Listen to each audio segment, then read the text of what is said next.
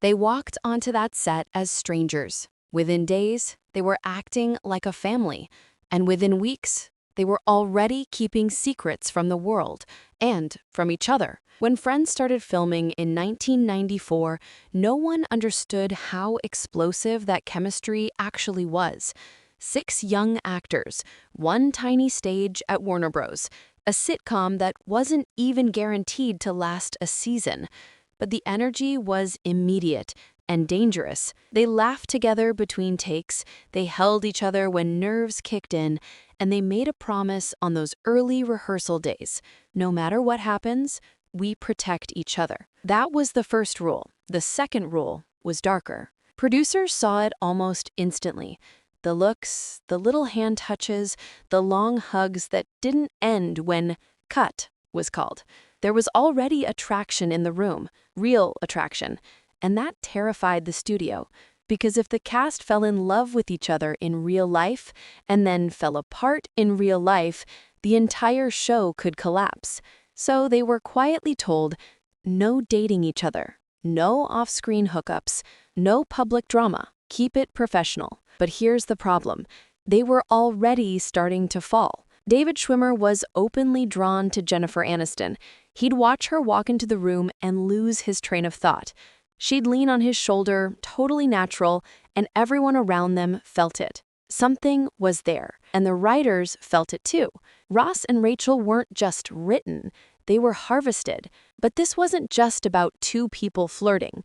Because the moment feelings showed up, control began. The studio began protecting the show. The cast began protecting each other, and everyone started hiding. What nobody knew that first year was this. By the time season 2 started, 3 different people on that set were already in love with the same 2 faces. And that's when jealousy walked in. He loved her. So did his best friend.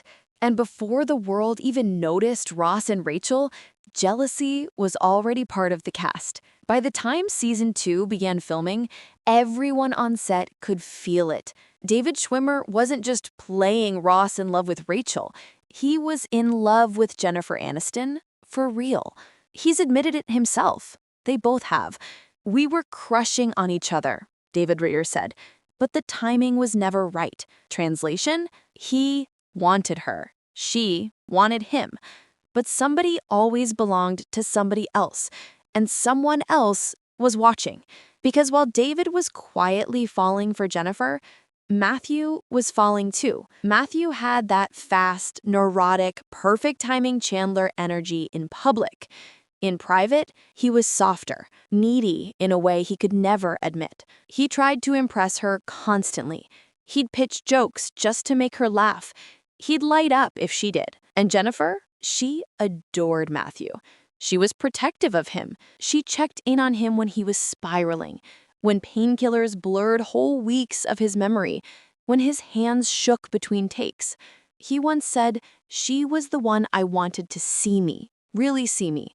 That wasn't a line. That was Matthew Perry confessing what he never said to her face. But here's where it gets cruel. Just when it felt like something real might happen, Hollywood sent in a nuke, Brad Pitt. Jennifer Aniston started quietly seeing Brad, and the dynamic on set shifted overnight. Suddenly, she wasn't just the girl in our little 6-person bubble. She was becoming Hollywood royalty. Red carpet, headlines, tabloids. The most wanted woman in America. And David felt it. Matthew felt it. Even the crew felt it. The air changed, one person from the set recalled. The boys went quiet. David backed off. He told himself it was professional distance. Matthew shut down. He joked more but talked less. Because what do you do when the woman you're in love with becomes untouchable? And this is where the first fracture inside the group really began. Because not everyone handled it with grace. Someone crossed an emotional line with someone else, and it almost blew the whole "we protect each other" pact apart. If you'd like to support the research we do to uncover deep stories like this one, please take a moment to like this video and subscribe to our channel. Your support means we can continue to bring these untold truths to light. It was supposed to stay on the page. A one-time stunt. A laugh. But the moment Monica and Chandler got into that bed, it stopped being just acting. The London episode, season 4 finale. The moment that changed the show and changed the cast. On paper, Monica and Chandler sleeping together was meant to be a wild twist. Maybe a short-term gag. The writers thought it would be funny. Shocking. Can you believe they did that? Cliffhanger. It was never supposed to become the love story of the show. But the second Courteney Cox and Matthew Perry touched each other in that hotel bed, everyone felt it. It wasn't funny. It was intimate. Crew members later said the room went quiet after cut. Not in an awkward way, in a something just shifted way. It was chemistry you don't fake. And that's where the problem started. Because up until then, everyone had quietly accepted the David, Jennifer, Matthew tension. It was painful, sure, but it was contained. This was different. Courteney and Matthew started spending more time together off camera. Longer rehearsals, inside jokes meant for two, late-night calls, shared cars home. The kind of comfort that didn't look like co-stars. It looked like couple energy. People on set noticed immediately. One crew member said, "They touched like people who weren't supposed to be touching." This wasn't tabloid noise. This was inside the six. And somebody did not like that. Because while Courteney and Matthew were getting closer, another bond was forming quietly, and it was messier. Matt LeBlanc. On screen, Joey was the comic relief. Off screen, Matt had a reputation for being easygoing, flirty, physical. He and Courteney had always had a playful closeness. Harmless, safe, until it wasn't. Rumors started that Matt and Courteney were disappearing between breaks late in the run, that their hugs lingered a little longer, that his hand stayed on her lower back when no one was looking. Was it real? Was it emotional? Was it just comfort? Here's what matters. People in that circle believed it, and belief is enough to crack a group like that. For the first time, loyalty inside the cast was questioned. Not by the press, not by the studio, by each other. And the one person who felt that shift the hardest wasn't Jennifer, wasn't Matthew. It was Lisa. She was the weird one, the sweet one, the safe one. But behind the cameras, Lisa Kudrow was the first to realize they weren't six against the world anymore. To the outside world, Lisa Kudrow was pure sunshine, Phoebe Buffay with a guitar and a chaotic soul. But on that set, Lisa was the observer. She watched everything, and what she saw scared her. Because the pact, we protect each other no matter what, was cracking. Jennifer Aniston and Courteney Cox had become inseparable offset. Shopping together, vacations, private jokes that never even made it to the guys. A real two against everyone else bond. Matt LeBlanc had drifted into that orbit in a different way. Too friendly, too physical, too close for just friends, according to whispers. Some people on crew believed Matt had emotional feelings for Courteney. Some believed Courteney leaned on Matt when things with Matthew got complicated. No one said it openly. No one said it to Lisa. At all. That was the wound. Because Lisa wasn't in any of those loops. She wasn't in the "Are you okay?" calls at 1 a.m.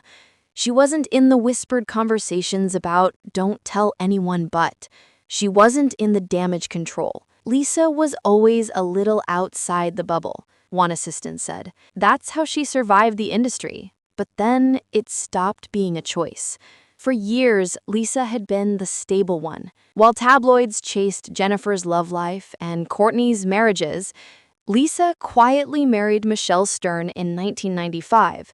Stayed loyal, and stayed out of scandal. No cheating rumors, no breakdowns, no rehab, no chaos. And that, weirdly, isolated her. Hollywood worships drama. Lisa refused to leak any. But then came the moment that broke her. Late in the run, an important behind-closed-doors conversation happened without her. About how we handle this, how we keep this quiet, how we present to the press. About the relationships, about the overlap, about the blurred lines. Lisa heard about it secondhand, not invited, not informed, just updated. That's when something in her shut off. She kept working, she stayed funny, she stayed brilliant, but the warmth, it cooled. And when friends ended, everyone thought they'd stay a family forever. But Lisa knew better, because by then, one of them was already disappearing, and she was the only one who saw how fast it was happening.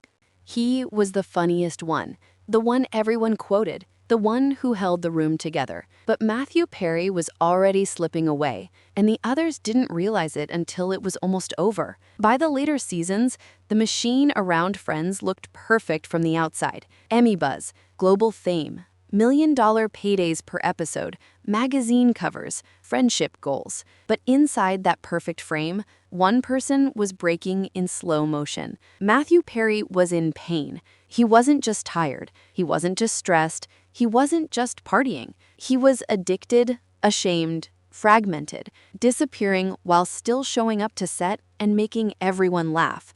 He later said, "There are seasons I don't even remember filming. That wasn't exaggeration."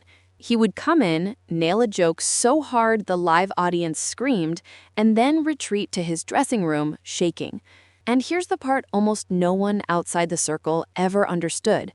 The rest of the cast had no idea what to do with that. Because how do you help the guy who is literally saving the scene and also slowly dying inside? Jennifer tried to hold him together emotionally. She checked in, she could feel when he was lying, she could smell when he'd been using. She confronted him once, quietly. "We know. We love you. Please don't disappear." That wasn't a co-star moment. That was someone begging. But Matthew hated needing help. He felt like the weak link in a perfect cast, the liability, the one who would ruin it for everyone. And when you start believing you're the problem, you start pulling away to protect them.